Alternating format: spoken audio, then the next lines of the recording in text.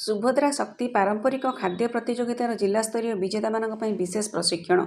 जुलाई 20 ରେ राज्यस्तरीय सेमिफाइनाल और 22 ରେ ग्रांड फाइनाल। भुवनेश्वर ता 14/7/2025 तारिख मिशन शक्ति विभाग आनुकूल्य राज्यर समस्त स्वयं सहायता गोष्ठीर महिला मानक मध्य आयोजन हेउछि सुभद्रा शक्ति पारंपरिक खाद्य प्रतियोगिता। इतिमध्य एही प्रतियोगितार 2टी सोपान यथा ब्लॉक और जिलास्तरीय प्रतियोगिता सरी जाइछि। 30 गोटी जिला प्रतियोगिता रे प्रथम स्थान अधिकार करिथिबा स्वयं सहायता गोष्ठीर माँ भौणी माने राज्यस्तरीय प्रतियोगिता रे भाग नेबा पई भुवनेश्वर आसी पहुंचिछंती। एही परिप्रेक्षी रे आजिठु जुलाई 20 तारिख पर्यंत समस्त विजेता मानकु institute of hotel management Bhubaneswar खाद्य प्रस्तुति संबंध में 7 दिनिया प्रशिक्षण दियाजिबो।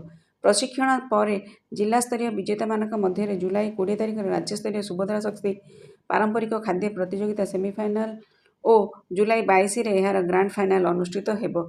आज प्रशिक्षण प्रथम दिवस institute of hotel management Bhubaneswar प्रतियोगी मानक स्वागत उत्सव अवसर में मास्टर शेफ इंडियन षष्ठ संस्करण विजेता शेफ अविनाश नायक, होटल मेफेयर लागून एग्जीक्यूटिव शेफ सूरज, इंस्टीट्यूट अध्यक्ष श्रीमती शारदा घोष, मिशन शक्ति विभाग अतिरिक्त शासन सचिव तथा कर्मकर्ता वृंद उपस्थित थिले।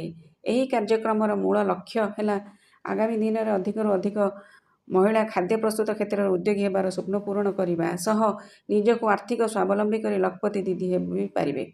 यह कार्यक्रम माध्यम राज्यर आंचलिक पारंपरिक और विस्तृत खाद्य यथा मिलेट, मुढ़ी मांस, मांडिया चकुली, सिजा पिठा, छेना झिल्ली इत्यादि स्वादिष्ट और पुष्टिकर खाद्य लोकलोचन को आसीपर। जुलाई 22 रे अनुष्ठित होबाक थिबा ग्रांड फाइनाल रे विचारकों द्वारा चूड़ांत प्रथम, द्वितीय और तृतीय दल को यथाक्रमे 2 लाख, 1.5 लाख और 1 लाख राशि पुरस्कार प्रदान प्रावधान रही। समृद्ध ओडिशारू रजत महापात्रଙ୍କ रिपोर्ट।